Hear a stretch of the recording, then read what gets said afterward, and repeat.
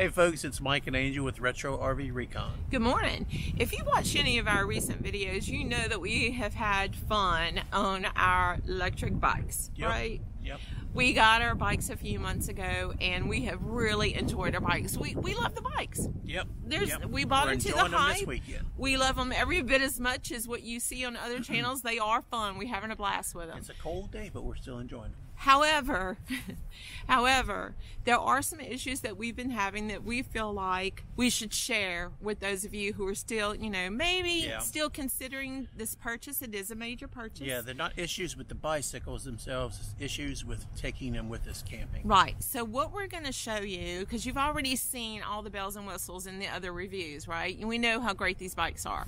What we're going to show you is the difficulty that we've had incorporating these e-bikes into our RV camping experience. So after all of that, I'm still going to do a site walk around. We're at Site 56. We have said in the past that if we ever came back to Percy Quinn, we were going to stay at Site 56, and we did. Y'all, so this is a beautiful site. Wait till you see this walk around. So stay tuned for that, and here we go.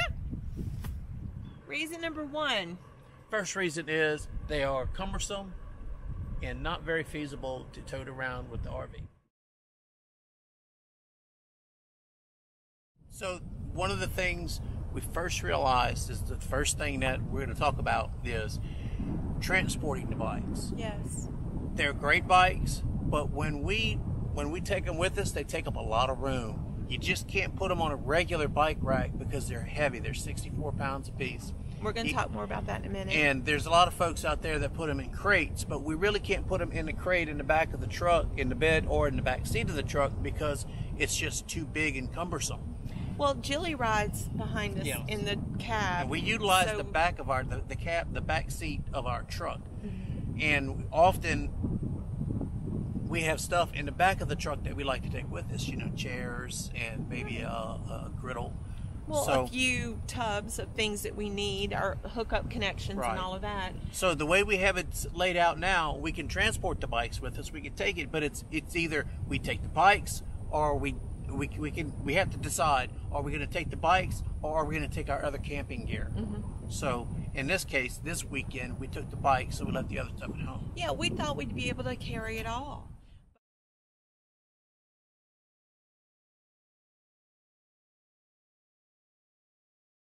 So watch this and maybe you'll begin to understand why this is one of the things we don't like about them. Okay, so this is how we transport them, and this is the part we don't like because it's a lot of work.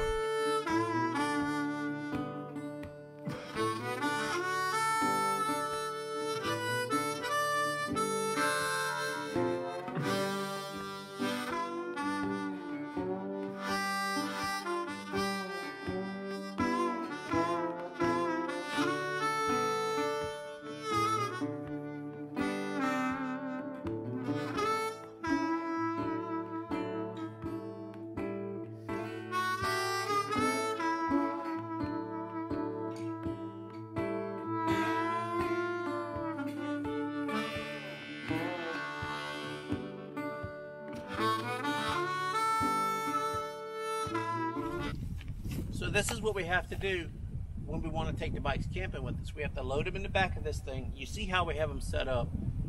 They have to be in a container because they are foldable and they won't stand under our tonneau covers. We had to find something to put them in that will lay them down to transport them. Right, so this works fine, but we can't take anything else with us. Can we tell them what these containers are for? These containers are not made for these bikes. No. Where did we find these containers? At a feed store. Tractor Supply. Tractor Supply, We saw them at Tractor Supply. Yeah, they're Rubbermaid. They're actually watering troughs for horses. Yeah. Watering troughs in there. Yeah. We'll give you a close-up of what the label looks like so in case you're interested.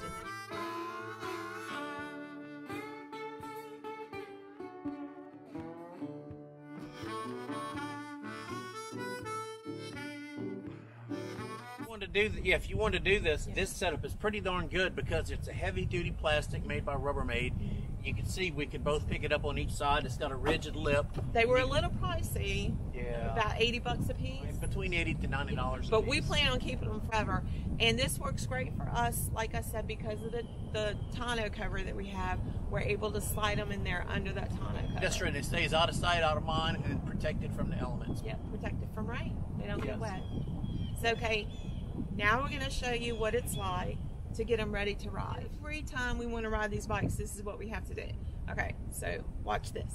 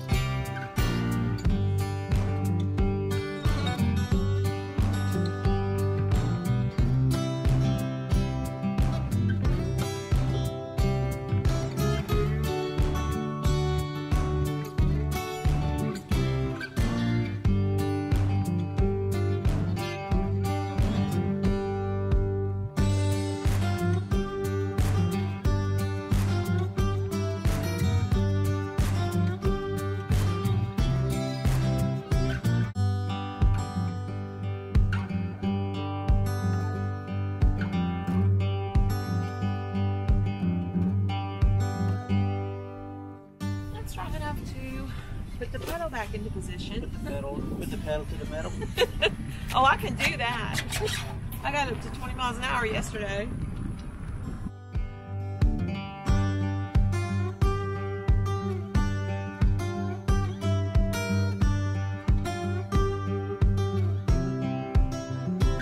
So that's what we got to do every time. We load them up at home, put them in the back of the truck. We get to the campground, we have to take them out and do that. And Unfold them, put them back together with the seat and the handlebars to get them ready to ride. yes, And then we put the containers back in the bed of the truck. which could lead us to the second thing we don't like about these bikes: where to keep them at night.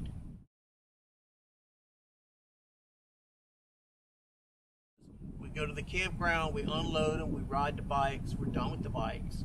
We don't want to leave them outside. We don't think Because that of the weather. Yeah, the weather, and we don't think it's safe. You know, we've heard stories of folks, e-bikes, Yeah, they electric bikes disappear being from the stolen. campsite. And you may have already seen us really enjoying these bikes. The first time we took them with us camping was in Gulf Shores. I'll put that link up here. But at that particular campground, we put the bikes in the cab of the truck to secure them at night. But the thing is, the next day, we didn't feel like loading and loaded. And Yeah, because we kind of went all over the place that day. Yeah. We didn't stay at the campground, and we went to different places, and we wanted to ride the bike, but it was all about loading and unloading the that's bikes when we in the back seat of the truck. When we first felt like, okay, this is going to get old real fast. Yeah, in the eyes of a crook, you might a $1,000 regular bicycle or $1,000 electric bicycle. I want that electric bicycle because I can get rid of that quick. You have to be concerned about weather in a way that maybe having regular bikes you never were that concerned about. In South Louisiana, the humidity is if you're not familiar, most of you are. If you're not familiar with South Louisiana, the humidity is horrible. And it's a metal bike. If you leave it out in the weather, it's gonna start to rust. They're weather resistant, not weather proof. And of course the electronics. You have Yes, to be the aware that you might damage the electronics. So in one of our other videos, if you haven't seen it yet, when we took our bikes out was at Paul B. Johnson. And we had on and off rainy weather that whole weekend. So we got a good ride in the first day, and then we had to stow the bikes in the truck out of the weather. Yeah, because Saturday was raining. Yeah, and then the next day, we didn't know whether it was going to come a downpour or not, so we left the bikes in the truck. But we didn't want to take them out, because then what are you going to do if all of a sudden, you know, a downpour and your bikes are out in the weather? Huge price to pay for electric bikes. Well, you know, they're affordable compared to other electric bikes, but still it's a lot of money. When you spend that much money on something, you don't want it to rust. No. you don't want it to get stolen. You don't want it to get stolen either. So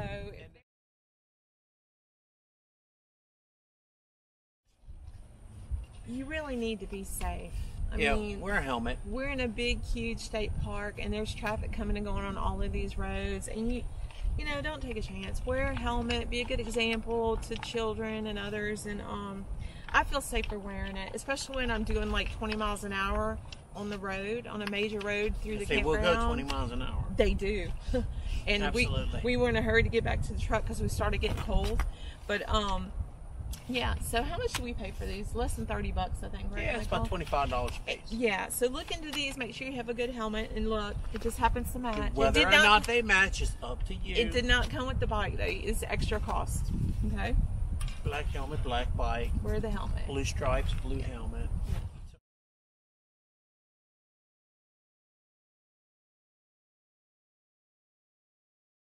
Reason number 3, we don't like these bikes. No. We do like the bikes. Yes, we do. We like the bikes. We do like the bikes. Complaint number 3. Complaint number 3 coming up. You can't just load them in the truck because they're electronic, they're full, they're cumbersome, and they're heavy. And they're heavy. And yeah, you really notice the weight of these bikes when you have to load them back up into the truck, right, Michael? A lot of folks talk about they only weigh 60 pounds, but like Angel and I have discussed, only 60 pounds. Well, and 64 to be exact. 64 pounds. Each. And the older you get, the more the heavier 64 pounds feels. Right. You know, it's really 64 pounds is kind of heavy for a bike. Yeah. And we do have to break them down, put them in the tub together, and then put them in the back of the truck. We're going to show you that. It is a two-person job, just each bike one at a time. So it is time-consuming too. But you know what you're going to do. If you love the bikes, which we do, this will be part of your experience owning these bikes. We love these bikes. But just know, when you purchase them, this is part of owning these bikes. They are heavy. You got to lug them. Here we go. Watch this. Let me have your helmet.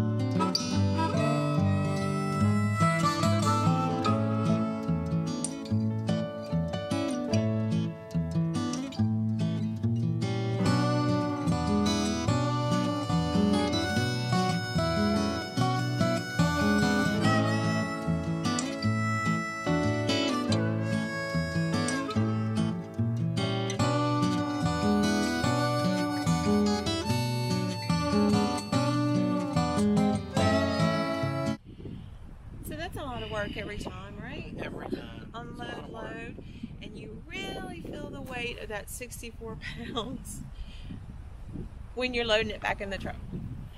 You do. When you go from ground to truck, especially in the 2500, You it's do. a higher lift. We know they're heavy. They're heavy to unload. They're heavy to load. You have to do it every time you ride. I could probably fold it myself. Angel could probably fold it herself. But to put it in that tub without tearing anything up, it needs to be two of us. To pick it up safely without hurting your lower back or anything like that. Or damaging the bike. Yeah, you need to have two people to do it. So There's no locking mechanism. So if one person folded it and also tried to lift it, it could come unfolded in the process of lifting the bike. So and just then be there's aware all of that. sorts of pinch points and binds Yes. that the bike, because it's not secured, you go to grab it and it shifts and you can pinch your finger, it could break something, pull some skin. Yeah, it's pretty tricky to get it in that container. It is. And we we're not practiced. We didn't rehearse. We've done it a few times here and there, but we're getting pretty good at the whole two people thing. It seems to be we're getting easier. good with the bins that the we bins bought. are really working out, and we got those, as we said earlier, to go under the tonneau cover to transport the bikes, and those have been really handy. They are watering troughs for horses. If you're interested, we found ours at Tractor Supply or any feed and seed Yep. store has them. And in the future, you get rid of the bikes and you have horses out of the Yeah. So it just happened to, the measurements happened to hold the bikes in that container to go under our tonneau cover. So However, I'll say again, Angela and I really enjoy the we bikes. do. Really we love like the the bikes. bikes. We just, The bikes were made for folks in our age range, but they were not made for RVers. no. RVers are pushed that they're wonderful because you can fold them and all that stuff in their electric bikes. And they're because the inexpensive. company Electric has been sending them out to all of these huge RV channels, we have seen them on YouTube. Everybody has wonderful things to say about the bikes, And we do too. and we do too. We just don't have anything However, wonderful to say about transporting them from point A to Or- point B. We have because we use the back of our truck for other things other than bicycles. And just since we've had the bikes, just incorporating the bikes into our camping experience has been challenging on very so challenging. many levels.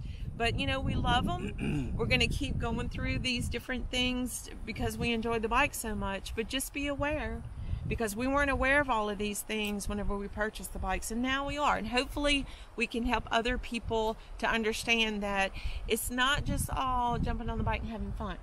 You have to worry about transporting the bikes, you have to worry about stowing the bikes, you have to worry about bike theft, you have to worry about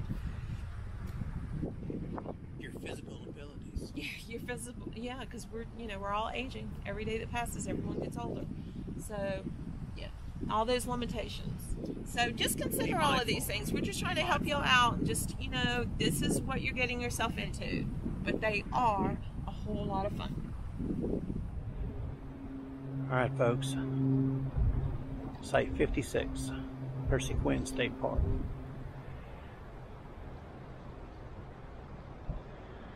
Look at that. I'm standing in the road right now. I think Lake Tangipahoa. You got nobody in front of you, so your awning faces water. Now a lot of people go right there to enjoy the lake, and well, we've had some kids cut across the campsite, but they're kids, they're having fun. At least they're not on their electronics. This site, I think this site is just like all of them. You have water, sewer, and electrical. I don't know if all the sites have 20, 30, and 50, but this one has 20, 30, and 50 amp. Let's see. There you go. You can probably hear it's pretty windy out here.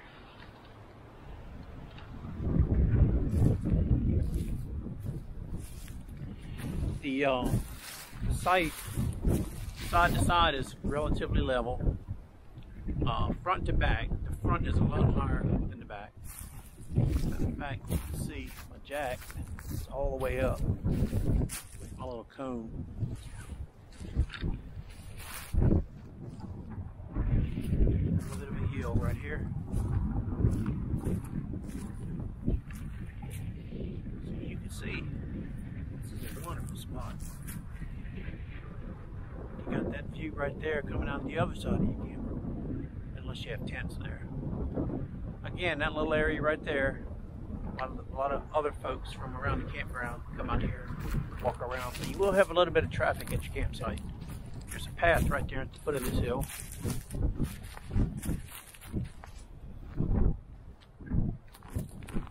They don't have a fire ring, but there's a spot you can have a fire.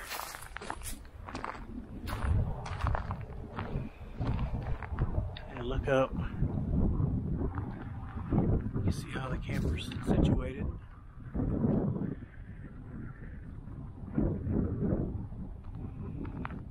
The concrete pad looks like it's new. Got some black asphalt hooking up to the road. You see the picnic table is set up on concrete. It's got a nice grill. It's a really nice setup. These are, I think these are pecan trees. Well, here at the right time of the year and get you some pecans. This weekend, Friday was real nice. Saturday was nice. It was all windy. You see the concrete foundation doesn't come out a whole lot. So if you got a mat, you can just remember that's a trip spot right there. And it's windy out here too. Give you a little glimpse of the rest of the campground from this position.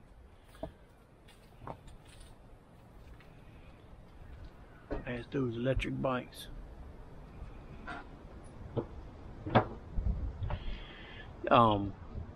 This morning there were campers set up where you're looking right now, so you didn't have this nice view into the campground. They had these nice sized rigs that were right there, so really at this spot at Site 56, your best view is right here.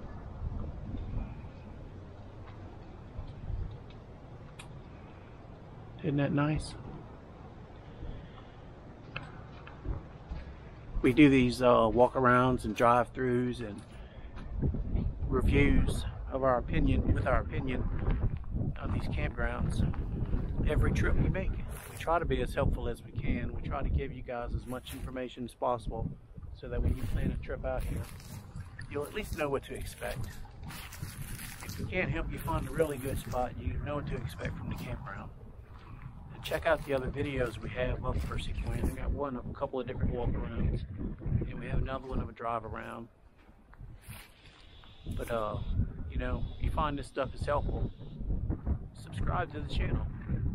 Subscribing helps us out, and when you help us out, you can help other folks too.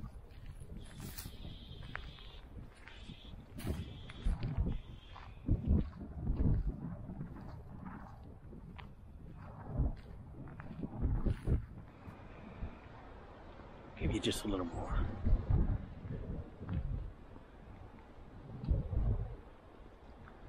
Last time we were here, we were in Site 54. That's also another nice spot. You can check that video out.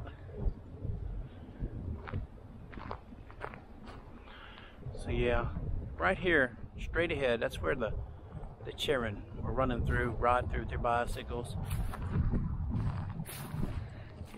To see them to be that happy, to be outside playing, it's good, you know.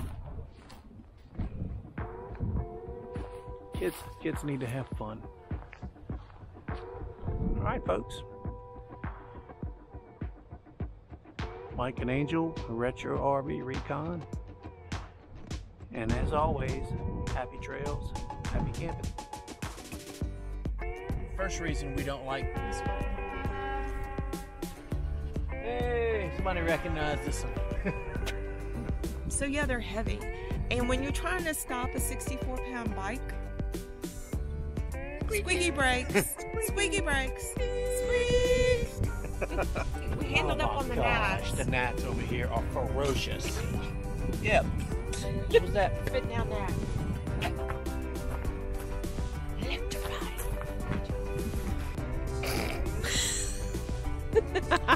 Hey folks, we're out here today with Retro RV Runny Recon, noses. and I have Yesterday it runny was nose. gnats. Today it's not. Okay. It's snot gnats.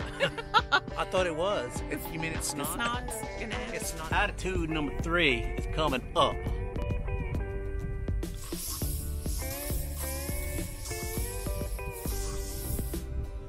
Yep.